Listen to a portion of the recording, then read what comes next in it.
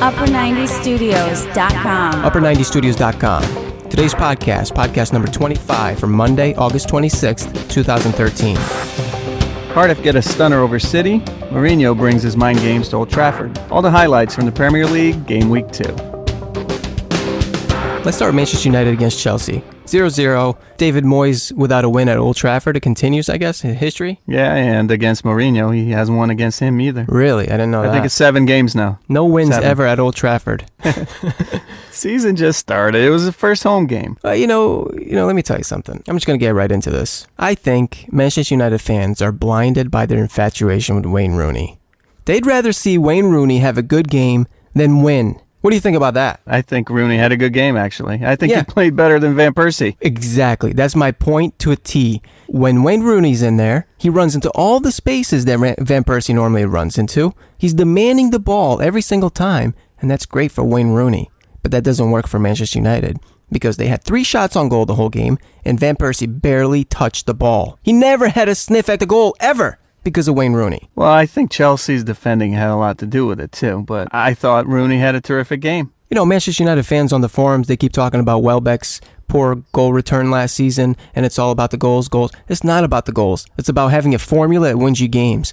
And when you have Van Persie with Welbeck in there, and Welbeck is the supporting striker, he's taking away all the defenders, and he's opening up all these spaces for Van Persie to run into, and he checks back to the midfield. He grabs the ball, and he puts it in the top corner. When you put a third forward in there, what happens? Suddenly, Rooney's begging for every single pass. He's forcing every single thing. And Van Persie never touches the ball. And what does it get you? It gets you a draw, 0-0 draw at Old Trafford. That's what I feel about it. I'm going to disagree. I think Chelsea... Look, it's Mourinho, right? You're never going to say Mourinho has an exciting team because he doesn't. They came to Old Trafford to get a point, and that's exactly what happened here. The whole team, Chelsea was doing nothing but defending the whole game. I thought they were poor. And what was Manchester United doing? They did a great job first half? defending. And what was Manchester United doing in the first half? Nothing. I thought United was better than Chelsea in the first half. They were better with 0 shots on goal? It doesn't matter. They played better. The whole Chelsea team was doing nothing but defending. It was actually kind of sad to watch. That's because they didn't have any forwards. I know. They didn't have a forward. That's my Manchester point. United. Where's Manchester United Lukaku? fans, Lukaku destroyed United last game. Manchester United has yet to play a team with forwards, so they haven't been tested yet. Schürrle was absolutely shocking. And then Torres came on, and oh my God, I've never seen anything like that. I mean, falling over for no reason. It's like there's little snipers in the crowd shooting at him with a BB gun or something. It's unbelievable. Schürrle was bad. I thought De Bruyne was bad. I thought even Hazard, he didn't have a good game. You can tell they were all limited by Mourinho's tactics in this game, and that's why they did not allow Manchester United to do anything in this game. That's I also don't think it was just Mourinho's tactics. I also thought David Moyes did one thing very well, which was he told Van Persie, Welbeck, Rooney to put pressure on the Chelsea as they move forward. Their distribution from the back was atrocious by Chelsea because of David Moyes' tactics. Well, and they were completely limited down the middle. Chelsea were, and this game really needed a Mata. I think he's coming back from injury, which I think is why he didn't play. But it needed somebody out wide, and most importantly, it needed a big guy up front, and that guy would have been Lukaku. Should have started this game. Okay, let's talk about some incidents in the game. 29 minutes in, Valencia with a terrible, dirty tackle. Yeah, that should have definitely been a yellow, but, Cole should have probably got a yellow beforehand, too. Yeah, well, Cole's a dirty player. But Valencia's got a dirty streak in him, too, because last season, we saw some nasty tackles by Dirty Tony. But you know what? Besides the tackle, I thought Valencia had a really solid game. Solid performance going forward. His crosses were okay. Phil Jones was absolutely horrible. Horrible. Don't know if I agree about Valencia. I think he had an okay game. I actually thought Young played much better than I expected when he came in. Ashley Young was a spark when he came on, and that's my point, because Manchester United hadn't had a decent cross until Ashley Young came in. When the referee blows the whistle for halftime, Rooney turns to Evra, and I can read lips, and he turns to Evra and he says, "Hey, how's Phil Jones at crossing the ball, huh?" And he shakes his head because chance after chance, there are players running into the box, including Rooney, and Phil Jones puts in Blackburn quality crosses, and it's terrible. And it completely shows how underrated a player like Raphael is and how missed he is whenever he's out with injury. Yeah, I agree that Jones had a poor game. It was not poor. It was shocking. I did read Mourinho's lips on that yellow card to De Bruyne. That's oh my funny. God, he turned to the assistant referee on the sideline and cussed him out. You know, it was Cole's tackle, it was Valencia's tackle, and then he just kind of said, that's it, I've seen enough. And poor De Bruyne paid the price, but man, Mourinho was livid. Let's move on to the second half. Huge controversy, handball, Frank Lampard. What'd you think? No, I didn't see a penalty, honestly. Yeah, I don't think there was any intent to play that. And then you have Wayne Rooney. Let's talk about Wayne Rooney's performance in general. Yeah, he had a great shot in the second half. What about the one in the first half where he passed it to Peter Cech? Yeah, but you're being really harsh on Rooney and Van Persie and United in general. Chelsea did the exact same thing and actually a lot less. They didn't trouble De Gea at all. Yeah, you're right, because they didn't have any forwards. And Manchester United had 3 forwards, and they had less shots on goal than Chelsea, 4-3. The formula of 3 forwards, Rooney, Van Persie, Welbeck, does not work. It didn't under Ferguson. He benched him for a reason. Well, and Moyes is blinded by, just like the Manchester United fans, he's blinded by seeing Wayne Rooney happy. Everyone wants to please Wayne Rooney, and I really don't care. I'd say that that's fine. I'd say that the 3 forward formula is that's fine. It's better than the 0 forward formula. That's crap. That's true. Yeah, I mean Chelsea What is fans, that? They should be scared at this point because I don't know who they're going to bring in right now. I mean, it's only a week left. They're going to bring in whoever the heck they want. Well, what if Wayne Rooney had this performance? What if he was showing off to his new boss? Saying, come and get me. Look at how much I can play. They can still get him. And there's other guys out there. They're talking to Eto'o. They're talking to Hulk. You don't know what's going to happen. They're going to bring somebody in for sure. But here's my point. Who do you want happy? Van Persie or Rooney? Choose one. It's a point away at Old Trafford. You just never know. Sometimes it comes down to that 1 point. Yeah. It's all about the result, and Mourinho got what he wanted today. It wasn't exciting to watch, but hey. Manchester United, 3 shots on goal with Wayne Rooney. Does he play against Liverpool at Anfield? What's going to happen Manchester United when they actually face a forward in Sturridge, who's pretty much lighting up the Premier League at the moment? Let's talk about Cardiff City against Manchester City. 3-2. Do you think this was the first upset of the season? Of course. That's a huge loss for City. No. Arsenal lost at home last week. Oh, yeah. Well, okay. Yeah, but, that's expected. They didn't bring anything in. But did Arsenal spend $100 million in the transfer window?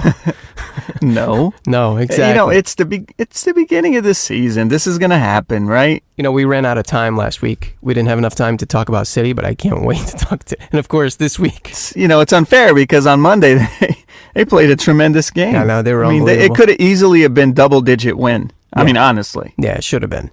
But let me tell you, Vincent Kompany, huge loss for City. Yes. They're a completely different team without their captain. He leads by example on the pitch. He's one of the best. He's easily one of the best central defenders in the world. I think he's in the top 10. And he brings stability to the back of the defense. Yeah, but I have to say this because last season I condemned Mancini for not playing Lescott. Lescott is really poor. Yeah. Well, again. Well, you're talking about Mancini, right? And what about Pellegrini? Yeah. Why did he sell Colo Torre to Liverpool? Well, they need him right now. They've got 9 days to go to the market and to buy a solid central defender, and they will. They have hundreds of millions of dollars in oil money, and they're going to do it. You're right, they will. But here's the thing: all the Manchester United fans are saying, "Oh, they spent all this money and they're going to be horrible." No. They still have a very strong back line. They have Zabaleta. They have Kompany. That's right up there. And who is in the center of it all? Joe Hart. Joe Hart attack Hart? What's going on with Hart? I mean, he's just awful right now. He should have had that ball. That was his ball. When De Gea makes a mistake, he gets it 10 times worse than Hart. Yeah, because he's Spanish. Exactly.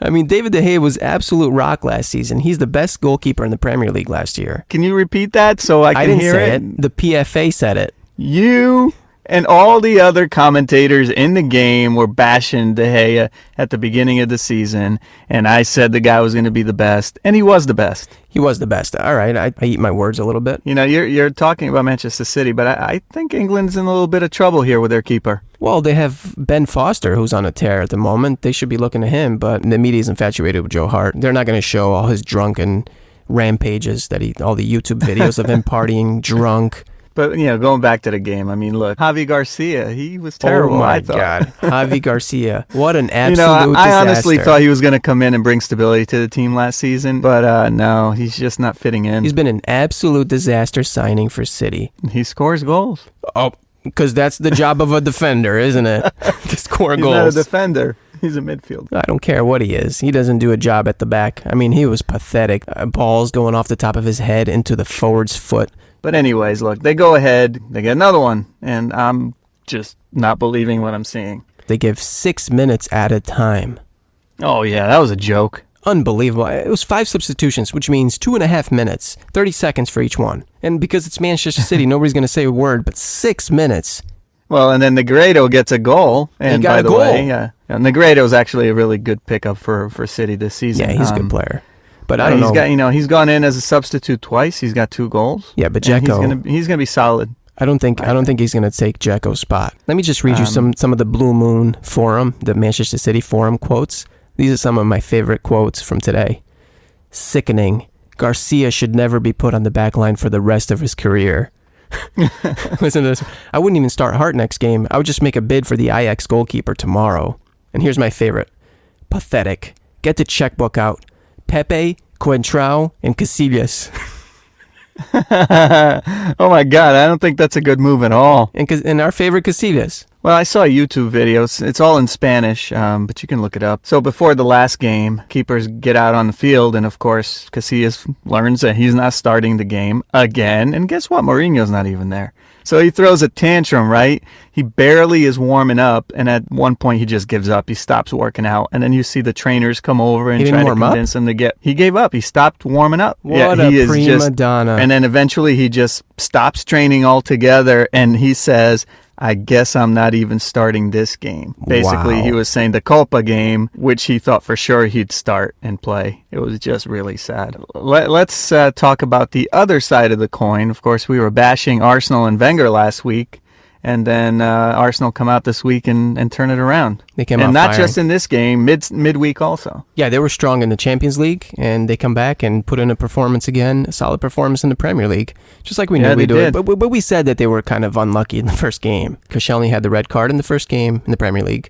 Then he goes out in the Champions League trying to make up for it, and he gets a really bad head injury. So I don't know how long he's out for. Hope maybe it was just this first game. But I'm going to tell you the biggest difference between last week's horrendous performance and then today's outstanding performance. What? One name. Who? Lucas Podolski. That's 2 names. Shut up.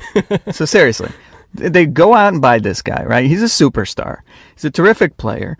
And then he sits on the bench. End of the season last season, and he sat out again last week. If the guy is on the field, you can count on him doing something unexpected, usually a goal out of nothing.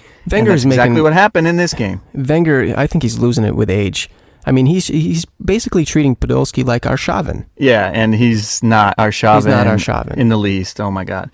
The other guy I want to mention is Giroud. Now, he's got 3 games in a row where he scored. He's doing terrific. He got a lucky bounce on the first goal.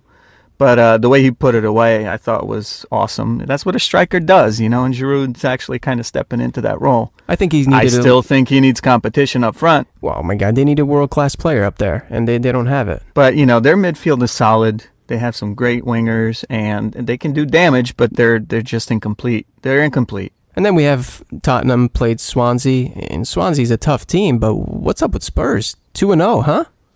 2-0, 6 points, huh? AVB knows what he's doing. He's a really smart guy. People don't give him enough credit just because he's the special 2, but who's number 2 work for? The special 2, but he knows what he's doing in the transfer window. He got Soldado. Who did he just lose today?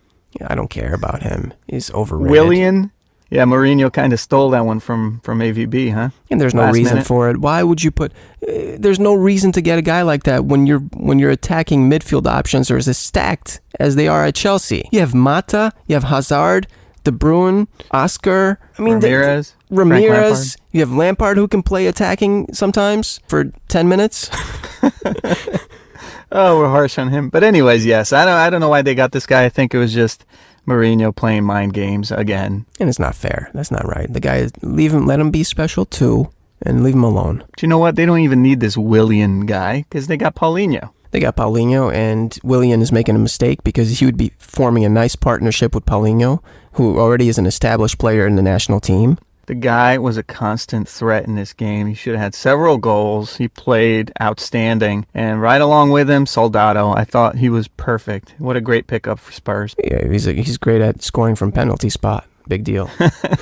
Okay, so he scored again from the penalty spot. No Same big as deal, last week. He's a solid player. Whatever. He's got 2 goals in 2 games. And once again, and he's a good striker. It's another top Spanish player moving to the Premier League. Bottom line, 2 games, 6 points for Spurs. They're right up there. Well, Can't say the same thing for Arsenal, and you can't say the same thing for City. And they're doing this without their superstar, Gareth Bale. And Well, that's he's a gone. huge improvement from last season when everyone thought that Gareth Bale was the only reason why they were up there in the top 5, top 4. Gareth Bale was the only reason they were up. They were there in the top 5. Okay, whatever. I mean, the guy was pulling goals out of nothing and winning games. Yeah, he's never going to do that again. That was a fluke. 90 million. And by the way, not only did you buy a fluke, but this guy's going to come in and he's going to destroy that locker room because it's all egos and everybody wants to be making the most money. Yeah. This dude, unproven, goes in there. He's going to ruin the rest of that team. It's already ruined. They can't compete. I'm looking forward to the Arsenal-Spurs game. What a game. Wenger against AVB, the special 2.